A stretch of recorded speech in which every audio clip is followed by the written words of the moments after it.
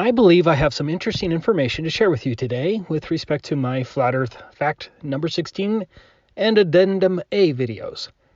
Before I get to the positive developments, which I think you'll enjoy, so stay tuned, let me quickly address more globe propagandists, as the no upward globe shadow proof of the flat Earth must have struck a propagandist nerve. The first one I want to share is from Simon Dan, exemplifying the dishonesty of all hired globe trolls.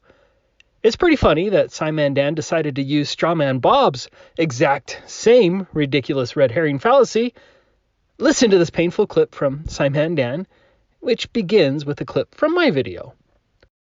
There should be a massive Earth bulge casting an upward shadow onto the clouds. In fact, if the globe were real, we'd see this upward curved shadow cast on the clouds on a frequent basis, looking something like this. Hey genius, that's called night.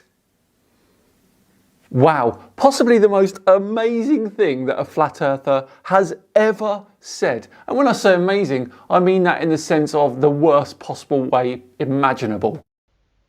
Does Simon Dan really not get it? Unfortunately for his soul, he probably does get it.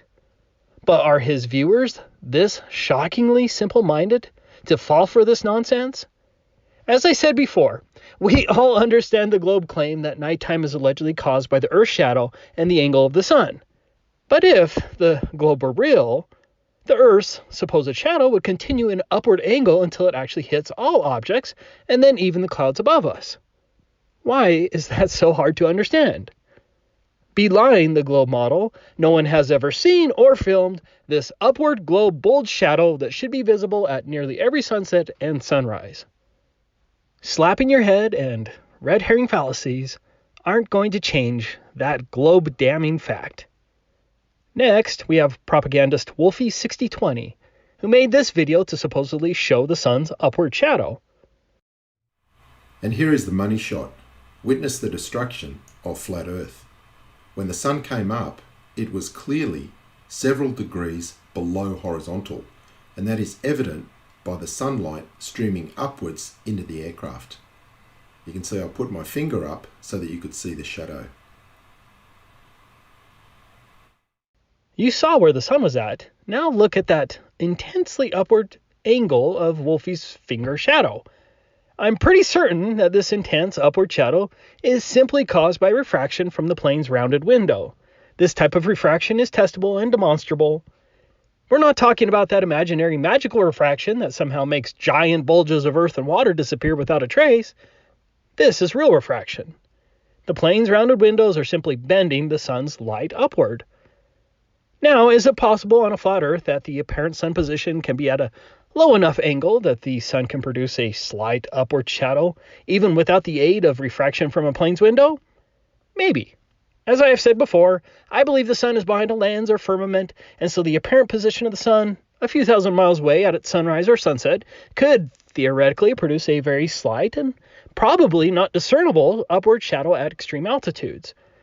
However, under the flat Earth model, the sun can never be angled from below the physical flat Earth plane. But this is where the globe propagandists, like Wolfie, absolutely lose, as they ignore the mutually exclusive positions of the upward shadow claim. You cannot have an upward shadow of a sun angled from below the geometric physical horizon of the Earth and not also have the physical Earth bulge cast a similar upward shadow. This is really simple to understand, Wolfie. You supposedly filmed your finger's upward shadow. Well, the giant physical bulge of the Earth should be casting an upward shadow as well, and at a similar angle, which should have appeared before your finger shadow at sunrise, and then overtake all other shadows at sunset. Show us the Earth's physical bulge shadow moving across the inside of your cockpit, and then show us the same Earth bulge shadow cast on the underside of clouds. That would be your victory dance for the globe, if it were real. Of course, you will not show this footage, as the sun is never angled below the Earth's physical flat plane. Without reasonable question, no upward Earth bulge shadow proves the Earth is flat. And that brings me to proposed tests that prove the Earth's shape either way, and these tests will also apply to those few concave Earth proponents, as your concave Earth should also demonstrate its shape and the angles of shadows. I received an email from an architect from the United Kingdom. According to him, he's a 62-year-old flat earther and has 40 years of experience in architecture. And it doesn't matter whether you believe his credentials, as it's the information and modeling that is vital here. Before I begin, I strongly recommend you pause this video and go to the architect's YouTube channel right now. It's called Shadowreveal. Subscribe to his channel, as further testing and debate will continue primarily on his channel. He also said that he'll be putting out more videos on the topic, which I'm looking forward to. I'll have a link in the description. This is what he wrote to me in part. As a bit of a background, I'll explain how I stumbled on this. I noticed something just prior to Christmas past which stuck in my head. I live in a small seaside town. A lot of trees were removed from neighboring properties towards the end of last year, which allowed the early morning winter sun rising over the sea to shine through the bushes to the east onto my kitchen window. Since moving here, I hadn't seen this before, so it drew my attention. A strong shadow of my kitchen window was cast on the opposite wall. Nothing surprising in that, but as I looked towards the sun, it seemed to be down the hill and lower than the house. However, I noticed that the height of the head of the window shadow on the wall was lower than the actual window head. Although I noticed it, the significance didn't strike me until I watched your Mount Rainier videos. At that point, I realized that the sun had to be higher than the house, even though I thought I was looking down the hill at it. In a nutshell, I believe that whichever of the following statements is proved true will definitively show whether we live on a globe or on a flat Earth. If the Earth were a globe, then the shadow of any object formed on a vertical surface must rise to a height greater than that object as the sun sets over a lower, unobstructed physical horizon. If the Earth was flat, then the shadow of any object formed on a vertical surface can never rise to a height greater than the height of that object as the sun sets over a lower, unobstructed optical horizon.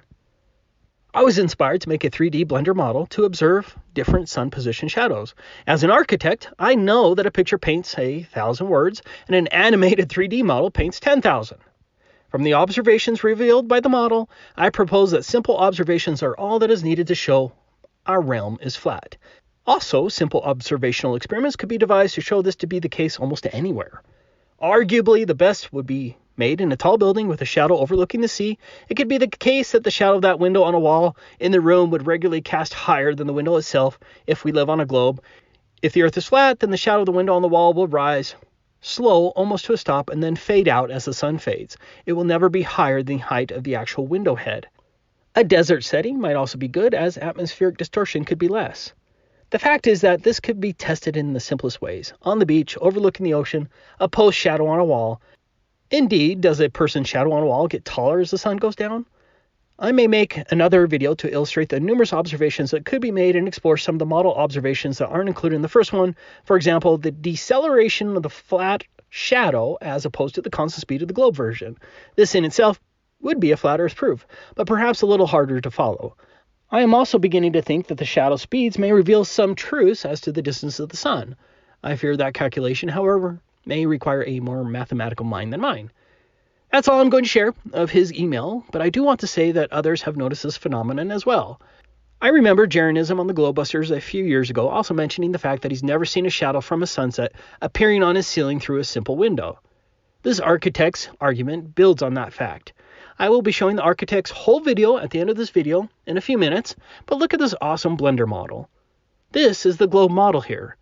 Notice what this is right here. That's the upward Earth-bold shadow that would overtake all other shadows that I mentioned in my Flat Earth Fact number 16 videos. It's much easier to see it than to explain it. Without question, if the Earth were a globe, this Earth-bold shadow would appear all the time, quickly preceding all other upward shadows at sunrise and overtaking all other upward shadows at sunset, just like you see in this model. Shadowreveal calls it the alleged globe shadow of the physical horizon, and that's a good description. I consider that the ultimate shadow test of the shape of the Earth. If the upward globe physical horizon shadow exists, it unequivocally proves a globe-type model. If the upward shadow does not exist, then the Earth is flat. I consider this test even better than a force the line type test. It's so simple, and there's no debate here. Just red herrings, straw man arguments, and a bunch of morons slapping their heads, pretending as though they don't understand. In addition to the physical horizon shadow test under the globe model, like you see here, the shadow of the pillar must rise higher up the wall than the pillar itself. Essentially, the globe will produce a measurable upward shadow on all objects in sunlight, and the shadows of all objects should always rise higher than the objects themselves. Now, I said earlier that I think it's theoretically possible for a shadow to appear upward in a flat Earth model, but the angle would probably be so minute that it wouldn't even be measurable, but I still agree with what Shadowreveal is saying here.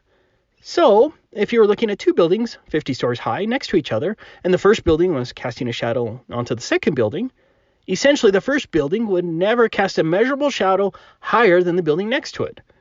This is where many of you could contribute by either filming these shadows or sharing your mathematical or drafting expertise. There are many places in the world that these types of tests could be conducted. Anyways, watch this video and let me know what you think. Again, head over to his channel to subscribe, and the link is in the description. A big thanks to Shadowreveal for your participation and thoughts on this. And this is why I love Flat Earth.